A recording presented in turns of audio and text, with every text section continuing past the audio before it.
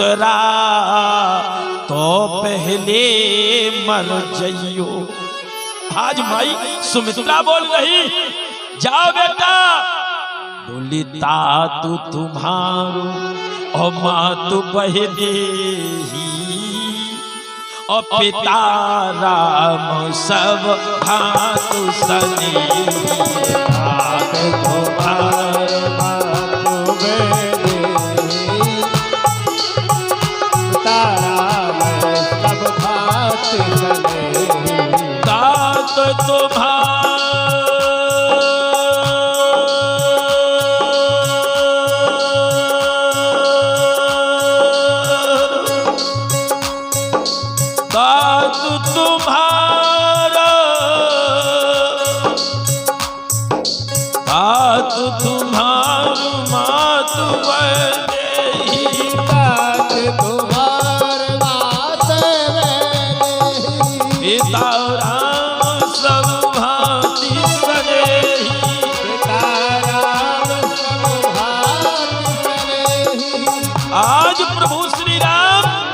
वनवास के लिए चल पड़े, लेकिन जरा ध्यान दो श्री राम का चरित्र। मेरे परमात्मा तो वनवास के लिए चल पड़े, लेकिन महाराज दशरथ की स्थिति तो बड़ी विलक्षण हो गई। सुमंत जी से कहा, जाओ, अगर मेरा राम लौट करके आ जाए तो बड़ा अच्छा रहेगा। और चल पड़े सुमंत जी महाराज। लेकिन आप लोग जरा एक बात ध्यान में रखना, श्री राम जी महाराज का वनवास हुआ, अयोध्या वासी तो ठीक है, साफ खड़े हो गए रथ के सामने। अयोध्या वासी सब खड़े हो गए, लेकिन श्री राम जी महाराज जैसे ही रथ के ऊपर बैठे तो हरजम समाज भबक भबक करके रोने लगा। हरजम समाज, अरे कई लोग उत्तर प्रदेश में ऐसी भ्रांतियां फैला देते हैं कि श्री राम ने शांबूक की गर्दन को कटवा दिया। अरे क्यों कटवाया, इसका कारण होगा। जब श्री राम ने शांबूक की गर्दन को कटवाया, उसका भी कारण होगा। क्या कारण था? अरे शांबूक ने राम राज्य में, जब श्री राम का राज था, तो तंत्र क्रिया के द्वारा एक ब्राह्मण की हत्या कर दी। और जब ब्राह्मण की हत्या कर दी, श्री राम ने देखा कि मेरे राज्य में ब्राह्मण की हत्या। अल्प मृत्यु नहीं और कौन पीरा, और सब सुंदर सब बिरुजु शरीरा। अल्प मृत्यु नहीं कौन,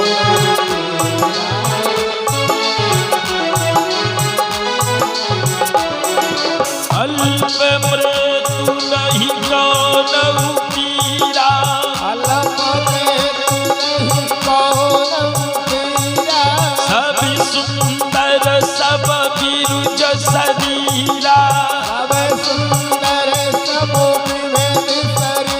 महाराज कैसे मर गया ब्राह्मण?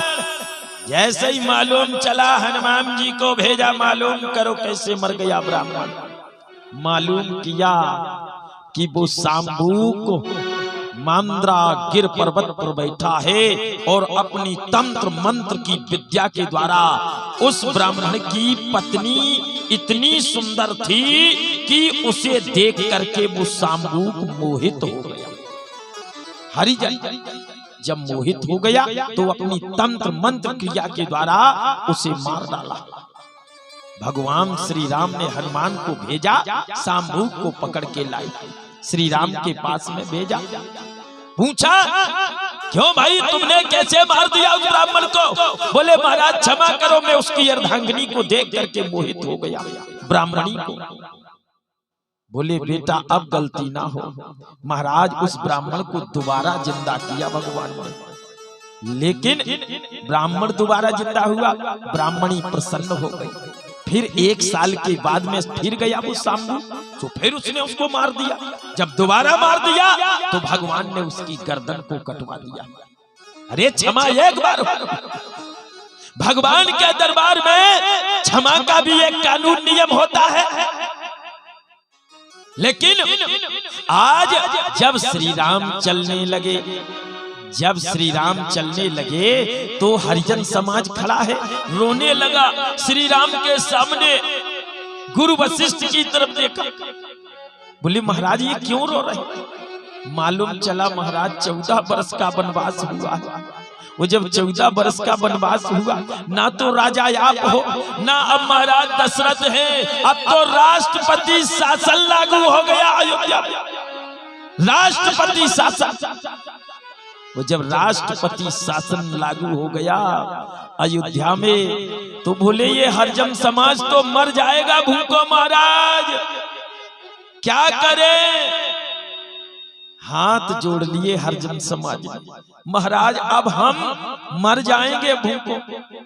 अरे राम राम, श्री राम तो उतर आए रथ से। क्या किया श्री राम जी ने? हरिजनों का पकड़ा हाथ प्रभु श्री राम ने, बोले दासी दासो ओ बुलाय बहोरी, और गोरही सौंप बोले कर जोरी, दासी दास बुलाए बहोरी,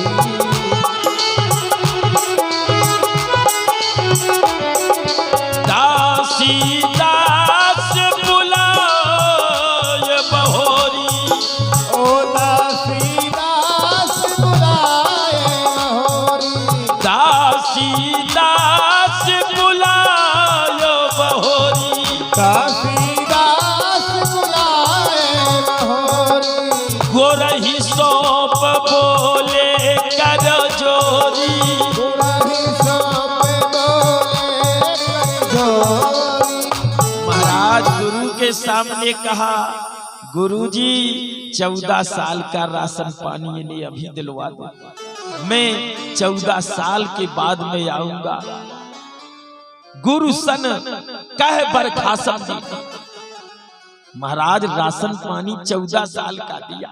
राजा ऐसा होना चाहिए, राजा ऐसा होना चाहिए। श्री राम जी महाराज चल पड़े, अयोध्यावासी चल पड़े। ज्ञानी ज्ञान खले लोके, ओ यथा देवो जनार्दन, एतमो विहाय चरिताय और रामाय चंद्र वेद से, श्री राम नाथाय नाथाय ओ चरणार विंदम नमोस्तुते। प्रभु श्री राम की बड़ी विलक्षण माया। चल पड़े वनवास के लिए प्रभु श्री राम। अयोध्यावासी चल पड़े, अयोध्यावासी भी। लेकिन श्री राम जी का पहला पड़ाव कहां पर हुआ जानते हो? पहला पड़ाव तमसा नदी के किनारे। अयोध्यावासी भी पहुंच गए। कहां पहुंचे? तमसा नदी के किनारे। देखो भाई, मैं आपको बता रहा, कथा समझ में आए तो यूं कर दिया कर, नहीं आए तो यूं कर दिया कर। अब आप लोग तो वैसे बैठे हो जैसे शिवराज सिंह के कक्का बैठे थे। कथा में ऐसे बैठो, जरा विचार करो, ध्यान लगाओ। महाराज श्री राम चल पड़े। पहला पड़ाव अयोध्यावासी साथ। श्री राम का पहला पड़ाव, संध्या हो गई तो पहला पड़ाव तमसा नदी के किनारे पर पड़ा। अयोध्यावासी साथ में हैं। इसके बाद में दूसरे दिन फिर चल पड़े। लेकिन जब राम जी गए तो तमसा नदी के किनारे पहले दिन, लेकिन सुबह ब्रह्म मुहूर्त में भगवान निकल गए। और जैसे ही निकले गंगा तरंग रमणी जटा कलापम, गंगा की तरफ बढ़ने लगी माई गंगा। और जैसे ही गंगा जी के किनारे श्री राम चल पड़े, कौन सुमंत जी साथ में, लेकिन अयोध्यावासी सब सो गए। तमसा के किनारे सब सो गए। क्यों? भगवान ब्रह्म मुहूर्त में निकल गए, ब्रह्म मुहूर्त। लेकिन एक बात ध्यान में रखना भैया, जब भरत लाल जी गए तब मजाल के कोई सो जाए, भरत लाल जी साथ में है, कोई नहीं सो पाया। वो भगवान ऐसे ही होते हैं, तुम सोते रहोगे भगवान निकल जाएंगे। तमसई के किनारे क्यों सो? तमसा माने तामस आ गया, तमसा के किनारे सो गए। सुमंत जी चल पड़े। ध्यान दो, ब्रह्म विशिष्टा द्वैत जन्मायाप्त काम पूर्ण ब्रह्म। जैसे ही गंगा के किनारे पहुंचे, केवट की तरफ दृष्टि डाली। केवट ने जो ही देखा, एतन विधान चरिताय व्याधि चान महामृतौ। महाराज अगस्त जी वर्णन करते हैं अपने रामचरितमानस में, अगस्त रामायण में। जैसे ही केवट ने देखा श्री राम जी महाराज आने वाले, सुन लिया, लेकिन सुमंत जी का रथ गंगा की तरफ चला आ रहा है। राम जी ने कहा, क्यों सुमंत जी, ये कौन सा घाट है? बोले महाराज ये फलाना घाट है। बोले लिए कहां जा रहे हो? गंगा के किनारे। बोले महाराज इधर फलाने महात्मा रहते हैं, इधर ढिकाने महात्मा रहते हैं इस गंगा के किनारे। वो बोले महाराज इधर केवट रहता है इस घाट पर। राम जी बोले तो किस घाट पर लिया जा रहा है? बोले महाराज केवट के घाट पर बड़ी गंदगी है। गंदगी है? बोले हाँ। राम जी ने कहा गंदगी है तो? बोले अरे इतनी मछली खाता है महाराज, भूंज भूंज के खाता है। एक काम करो, जहाँ संत महात्मा रहते हैं इस घाट पर चले। राम जी बोले नहीं, अरे ऐसे घाट पर मैं क्या करूंगा? चलना है तो एक काम करो, उसी घाट पर चलना है। बोले नहीं महाराज, अगर संत महात्मा के घाट पर चले तो कैसा रहेगा?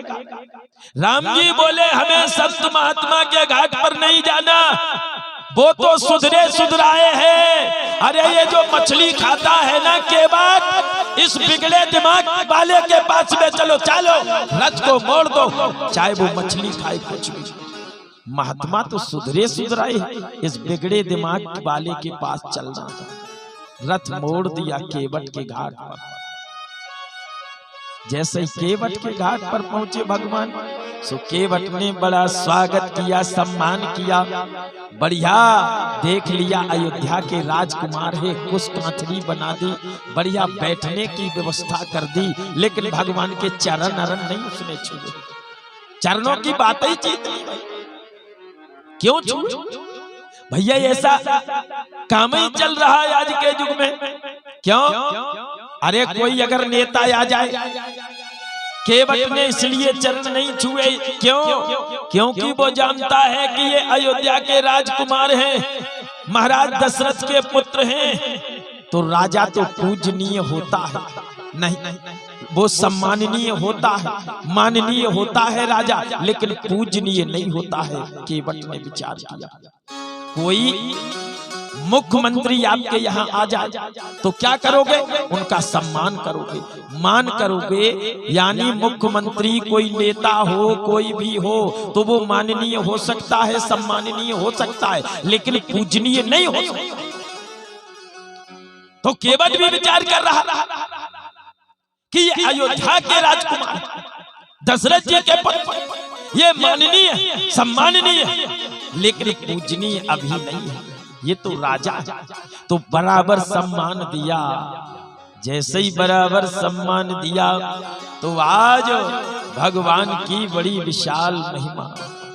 भगवान समझ गए इसका दिमाग खराब है। यही तो भक्ति है सज्जनों। मीरा जात की ठाकुराइन थी, लेकिन मीरा ने गुरु कैसे बनाया? ये माताएं इतनी पूजा करती हैं, मीरा जैसी भक्त बन जाओ। मीरा के गुरु का नाम क्या था? रैदास।